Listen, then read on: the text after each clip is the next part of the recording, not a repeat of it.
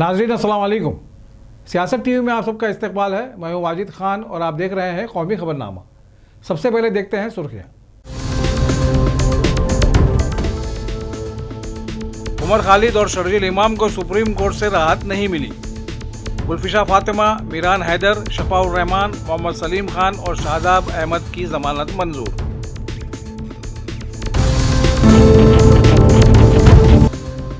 Venezuela की हिमायत के खिलाफ ट्रंप ने मोदी को किया खबरदार। टैरिफ में मजीद इजाफे की दी धमकी।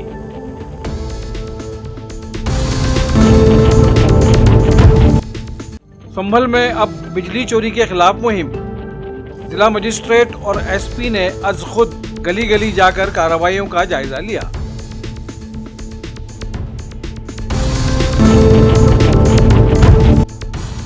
और यूपी में खातून आईएएस अफसर के किराए के घर में सेक्स रैकेट का पर्दाफाश। पुलिस के छापे में 4 लड़कियां और 5 लड़के गिरफ्तार। सुर्खियां आपने मुलाहिजा की और अब पेश है खबरों की तफसील। सुप्रीम कोर्ट ने 2020 के दहली फसादात की साजिश केस में तालिब इल्म कारकुनों उमर खालिद और शर्जील इमाम की जमानत की दरखास्तें मुस्तरद कर दी। यह फैसला जस्टिस अरविंद कुमार और जस्टिस NV अंजारिया पर मुश्तमिल बेंच ने सुनाया। सुप्रीम कोर्ट ने मुलजिमीन और दिल्ली पुलिस के दलाइल सुनने के बाद 10 दिसंबर को अपना फैसला महफूज रख लिया था।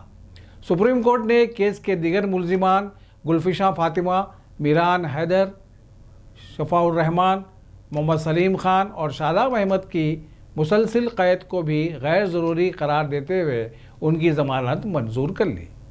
जिन 5 को बेल दी है, हम लोग बहुत खुश हैं उनके लिए कि उनको 5.5 साल के बाद बेल मिली है और जेल से बाहर आने का मौका मिलेगा।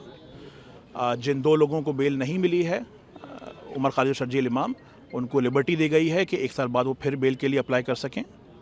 और ये भी कहा गया है पुलिस से और ट्रायल कोर्ट से कि केस जल्द से जल्द चलाया जाए।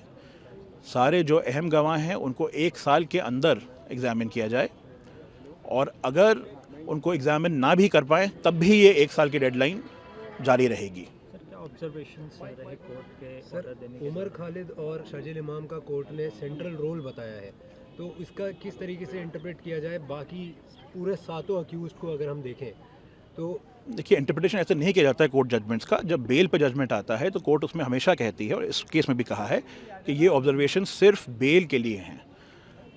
इससे ट्रायल पे कोई फ़र्क नहीं पड़ेगा।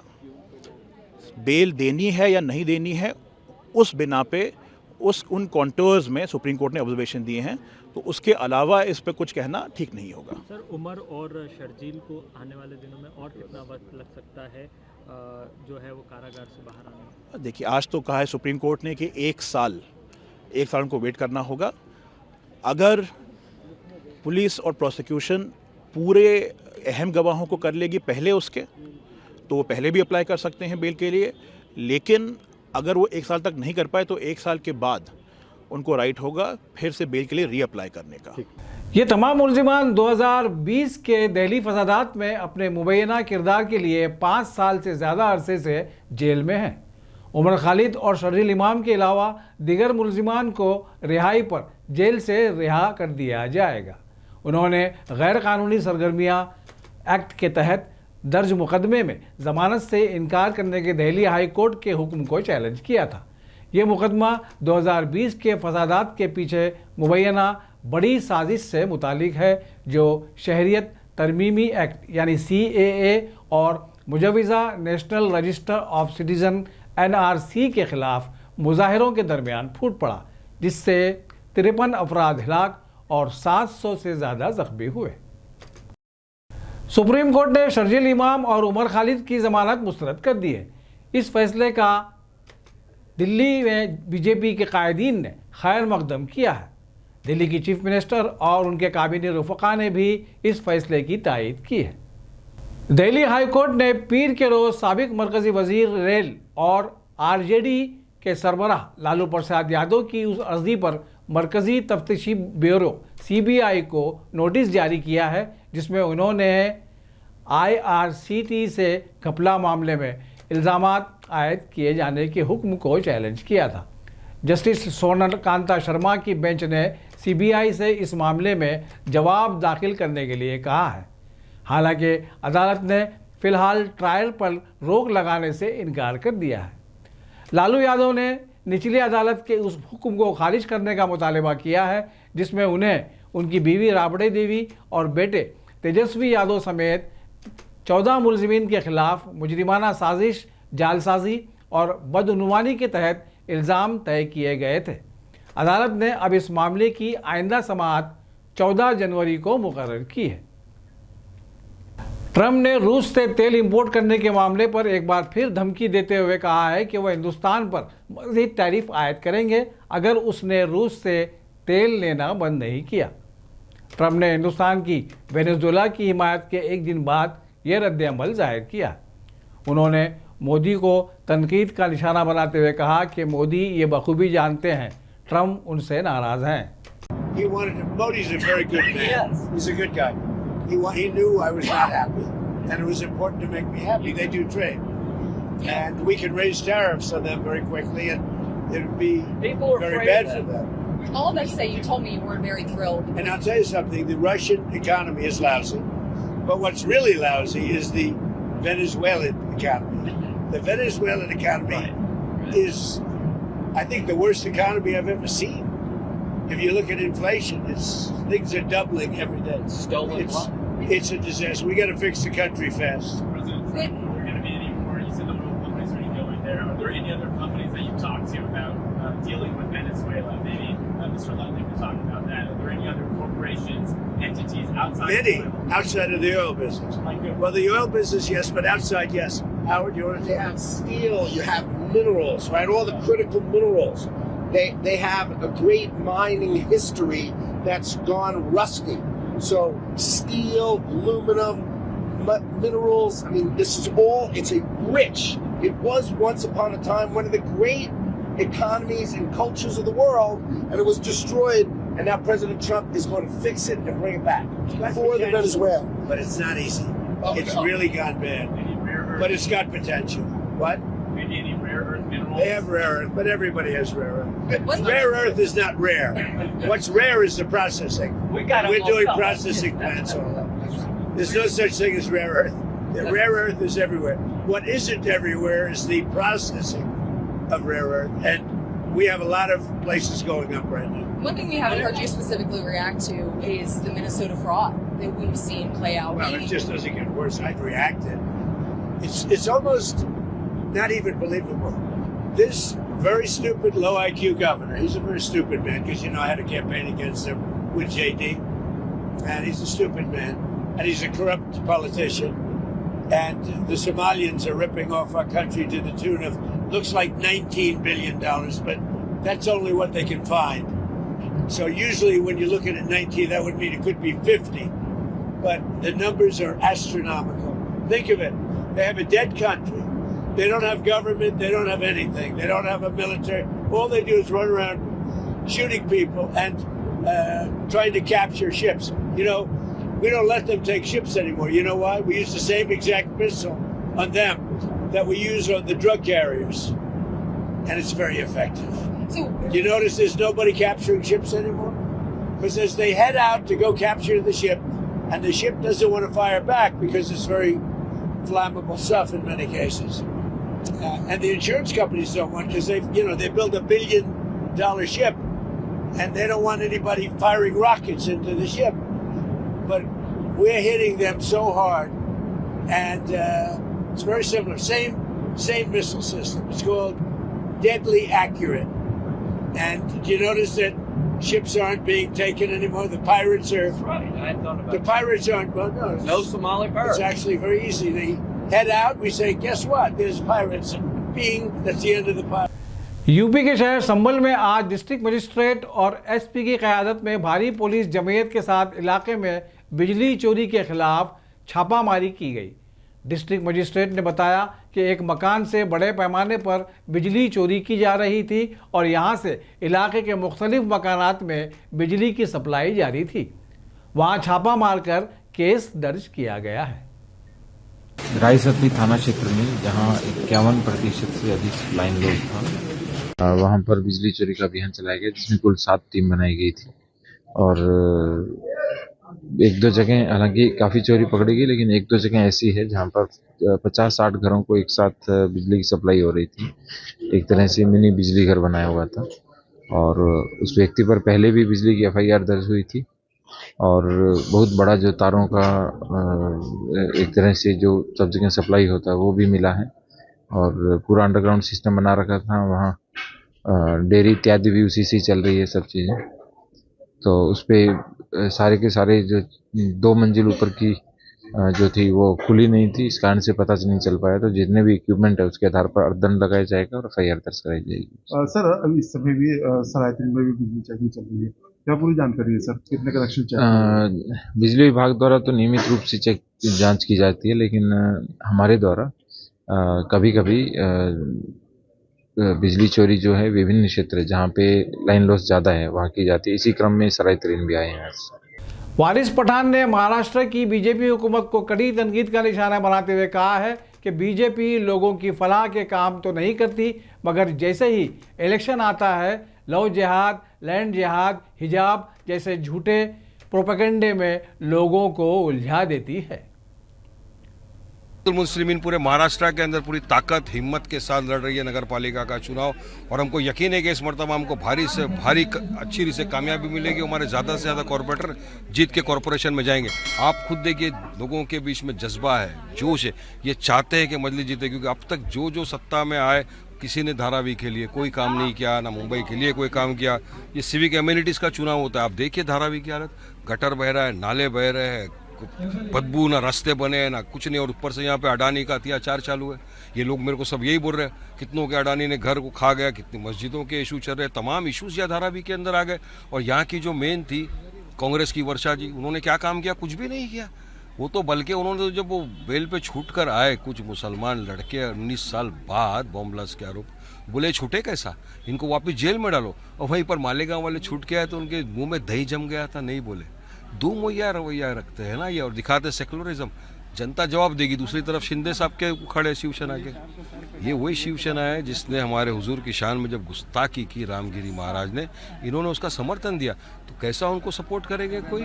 और गालियां हमको हरा सांप, हमको ये बोला जा रहा है। अरे ये नीतीश राणे ने हमको हरा सांप बोला। मैं बोलता हूँ तुम लाल बिच्छू है जिसने संविधान को खुदेड़ के खा दिया। हमको पाकिस्तान भेजेंगे? अरे किसी के बाप का मुल्क है क्या भारत? वारिस पठान पैदा हुआ है भारत में, इंशाअल्लाह ताला मरेगा तो दफनाया भी जाऊंगा भारत के अंदर। इनको जहाँ जाना है 16 तारीख को खुद पब्लिक इनको भेज देगी। क्या लगता है MIM के कितने सीट्स आ सकते हैं मुंबई में? देखिए इंशाल्लाह अभी हम 30 सीट पे तो MIM मुंबई में लड़ रही है और हमको यकीन है कि काफ़ी भारी तादाद में MIM को यहाँ पे कामयाबी मिलेगी।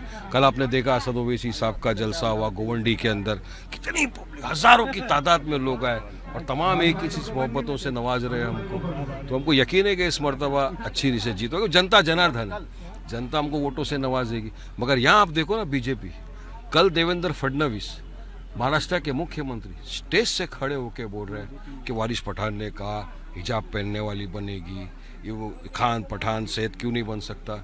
अरे साहब हम तो संविधान को मानने वाले लोग हैं। आप संविधान की शपथ लेकर महाराष्ट्र के मुख्यमंत्री बने, आप संविधान का कत्ल कर रहे हो, गला घोट रहे हो। आप कौन होते हो बोला? संविधान में कहाँ लिखा है कि ये बनेगा या ये बनेगा, ये नहीं बनेगा? वारिस पठान ने तो जवाब दिया, पत्रकार ने जब कहा कि बीजेपी के मंत्रियों का ये बोलना है कि आई लव महादेव बोलने वाला बनेगा, हिंदू बनेगा, मुंबई का बनेगा। बिल्कुल, तो क्या वारिस पठान की मुंह में जुबान नहीं है? मैं तो संविधान की बात कर रहा हूँ। अगर वो बन सकता है तो आई लव मोहम्मद सल्लल्लाहु अलैहि वसल्लम वाला क्यों नहीं बन सकता?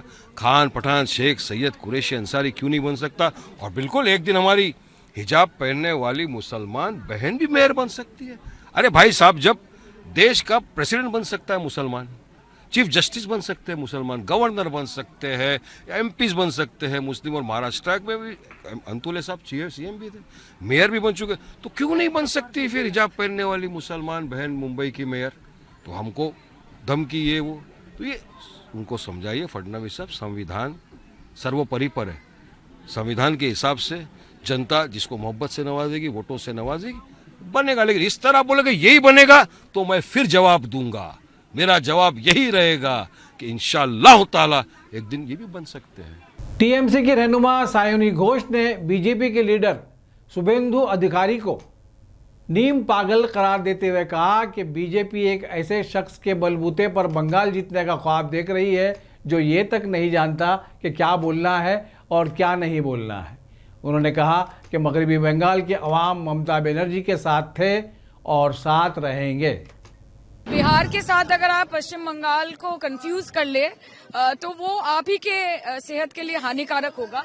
बिहार में जो बिहारी है वो शायद नीतीश जी या एनडीए के साथ हो सकते हैं, लेकिन यहाँ पे जो हमारे बिहारी समुदाय के भाई बहन हैं, जो माताएं हैं, जो हमारे बुजुर्ग हैं और जो युवा है, वो सब ममता बनर्जी के साथ है। और इसका एग्जाम्पल, इसका उदाहरण हमको पहले भी मिला है।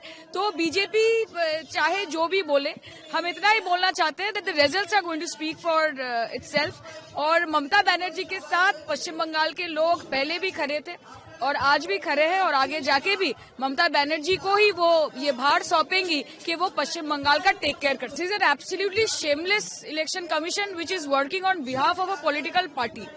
And Mamata Banerjee or Abhishek Banerjee and the Trinamool Congress are fighting for the rights of the people of Bengal and also for the rights of the people of India. They are doing what is their job as an elected representative, and the Election Commission of India, it is incumbent upon them to answer the questions that has been put forward by All India Trinamool Congress and Honorable national general secretary Shri Abhishek Banerjee. अभी उनका तो ये habit है, चाहे वो आदरणीय प्रधानमंत्री जी हो या बीजेपी पार्टी हो या इलेक्शन कमीशन ऑफ इंडिया हो, कि वो रेलेवेंट क्वेश्चन से दूर भागते हैं। तो दूर भागते भागते आप कितनी दूर भागोगे? Finally you will have to come face to face with the जनता, with the people of India.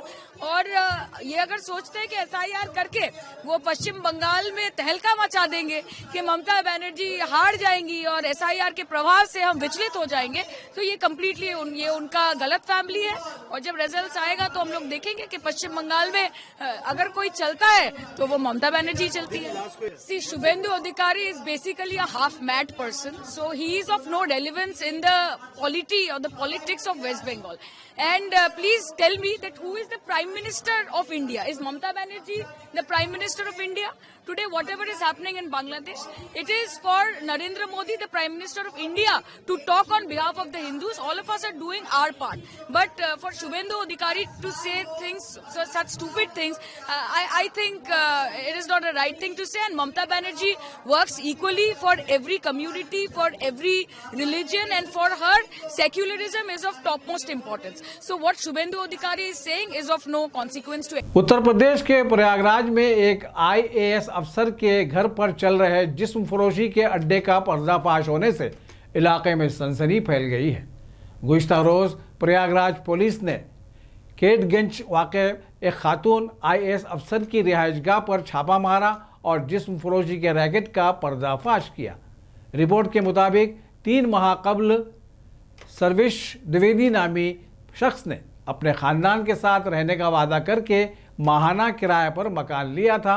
कुछ दिन बाद ही मोहल्ले के लोगों ने वहां मुश्तबा सरगर्मियों और रात गए लड़के और लड़कियों के आने जाने से शक हुआ, जिसकी इत्तला उन्होंने पुलिस को दी। जब पुलिस टीम ने घर पर छापा मारा तो वहां अलग अलग कमरों से 4 लड़कियां और सरगना समेत 5 लड़कों को काबिल एतराज़ हालत में हिरासत में लिया गया। कश्मीर के मुख्तलिफ इलाकों में अब बर्फबारी का सिलसिला जारी है। ताज़ा बर्फबारी के बायस वादी में सयाहों की तादाद में भी इजाफा हो गया है। सर्द मौसम और बर्फबारी के बीच सरहदी इलाकों में दरअंदाजी के अंदेशे बढ़ जाते हैं। उसके पस मंज़र में LOC पर सिक्योरिटी बढ़ा दी गई है, जबकि सरहदों पर सख्त चौकसी इख्तियार की जा रही है। यहाँ पे बर्फ खेलने में बहुत मजा आया और सारा क्रेडिट मेरा जाता है इंडियन आर्मी को। I love you my Indian soldier. और बाकी बर्फ खेल के बहुत ही ज्यादा अच्छा लगा, बहुत ही मजा आया। और मैं सबको यही राय देना चाहूंगा, हर साल न्यू ईयर में हर आदमी यहीं पर आए, घूमे फिरे, एंजॉय करे। बहुत अच्छी व्यवस्था है। यहाँ का जो वेदर है एकदम मस्त है। सुबह सुबह आने का एकदम अलग ही अपना एहसास है। यहाँ पर आने के बाद में जो एहसास होता है वो दुनिया की किसी भी कोने में नहीं है। और यहाँ का एक अलग ही व्यू है।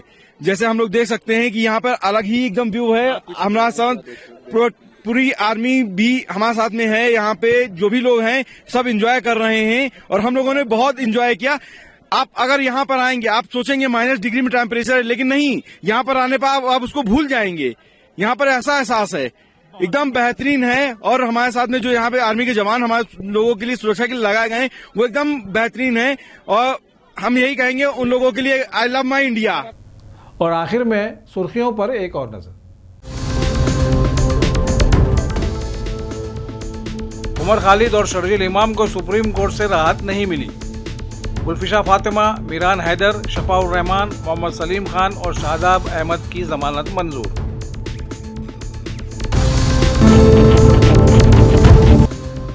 वेनेजुएला की हिमायत के खिलाफ ट्रंप ने मोदी को किया खबरदार, टैरिफ में मजीद इजाफे की दी धमकी।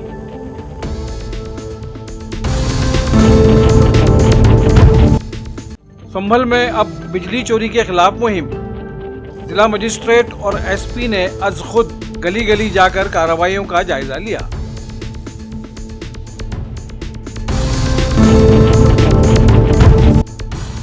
और यूपी में खातून IAS अफसर के किराए के घर में सेक्स रैकेट का पर्दाफाश।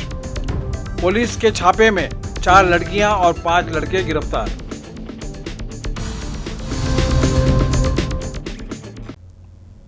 इसी के साथ कौमी खबरनामा यहीं अपने इख्तिताम को पहुंचता है। सियासत की पूरी टीम के साथ वाजिद खान को दीजिए इजाज़त। अल्लाह हाफिज़।